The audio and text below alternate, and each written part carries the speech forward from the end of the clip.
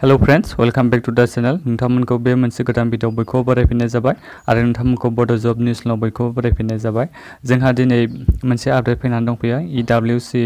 EWS नि scholarship ओंखारना फैदों। जायफोर बिथांमोना दाख्लैबाव मेट्रिक पास जानो हाबाय आरो जायफोर बिथांमोना दा हायर सेकेन्डारि फरायगासिनो दङ बिथांमोना बे स्कलारशिपनि थाखाय एप्लाइ खालामनो हागोन।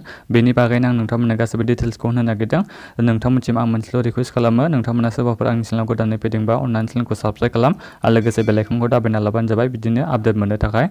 बेहाय माखासे एलिजिबल क्राइटेरिया होनाय दं। माबायदि केन्डिडेटआ मारै एप्लाइ खालामनो हागोन बे गासैबो डिटेल्स दं। बेखौनो आं नोंथांमोननो खोन्थानो सानदों।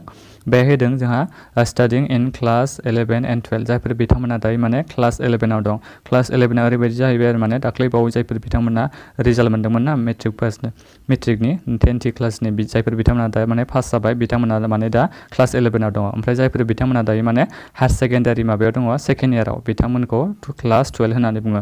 बिथांमोना बे 11 क्लास आरो 12 क्लासाव बे हायर सेकेन्डारि फार्स्ट इयार आरो सेकेन्ड इयारनि केन्डिडेटफ्रा बे गासिबो केन्डिडेटफ्रानो EWS बे स्कलारशिपनि थाखाय एप्लाइ खालामनो हागोन। बेखौनो होननाय दंमोन बेहाय। ओमफ्राय बेहाय माखासे एलिजिबल क्राइटेरिया बुंदों। बिथांमोनखौ नै बेखौनो होनखादों क्लास 11 एन्ड 12 बिथांमोना एप्लाइ खालामनो हागोन फरायनाया। क्लास 11 आरो 12आव फरायनाया बेहाय होनदों दाख्लैबावै मेट्रिक पास जानाय बिथांमोना एप्लाइ खालामनो हागोन। बे होनदों आरो जेनेबा student must have pass class 10 स्टुडेन्टआ क्लास 10खौ पास जानाय जाथारनांगोन अब्लासो केन्डिडेटआ बे स्कलारशिपनि थाखाय एप्लाइ खालामनो हागोन होनना बुंदों आरो। क्लास 11आवथ' जों मेट्रिक पास जाबाथ' मोनहैखाया दा। क्लास 12आवबो जों मेट्रिक पास जायाबा मोनहैखाया बेखौनो होनाय दंबावो आरो खोन्थादों ओरैनो। बेहाय दङ केन्डिडेटआ जेब्लाबो स्कर जानांगोन 50% थानाय जानांगोन अब्लासो बिथांमोना बे स्कलारशिपनि थाखाय एप्लाइ खालामनो हागोन।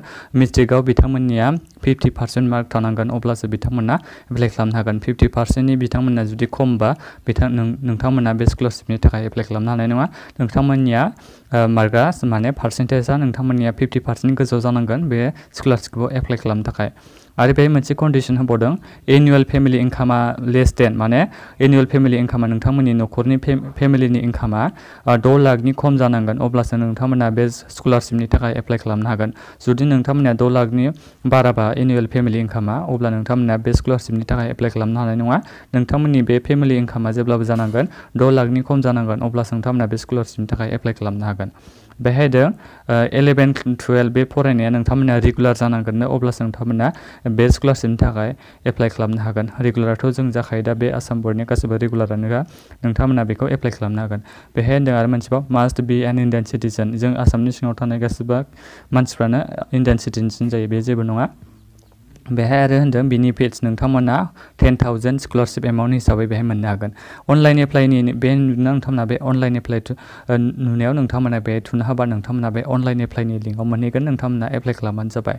जायफोर बिथांमोना दाख्लैबाव मेट्रिक पास जानो हाबाय आरो जायफोर बिथांमोना दायो 11 क्लास माने सेकेन्ड इयार एबा फार्स्ट इयाराव फरायबाय थानाय बिथांमोना एप्लाइ खालामनो हागोन।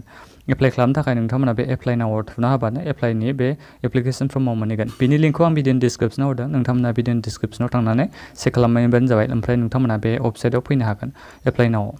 बेनोमोन लोगोफोर आपडेट फैनाया नोंथांमोना शेयार खालामना होलायबानो जाबाय भिडिअखौ जाहाथे दाख्लैबाव मेट्रिक पास जानानै थांनाय बिथांमोना बे स्कलारशिपनि थाखाय एप्लाइ खालामनो हायो। गामियाव सोरबाफोर दंबा नोंथांमोना खोन्थाहरबानो जाबाय जाहाथे बिथांमोना बे EWS स्कलारशिपनि थाखाय एप्लाइ खालामनो हायो। 10,000 स्कलारशिप एमाउन्ट हिसाबै मोननो हागोन। बेनोमोन लोगोफोर आपडेट फैनाया एसे आलादा जाबाय जबनि आपडेटनि अनगायै स्टुडेन्टफोरनि थाखाय आं बे भिडिअखौ बानायनाय जाबाय।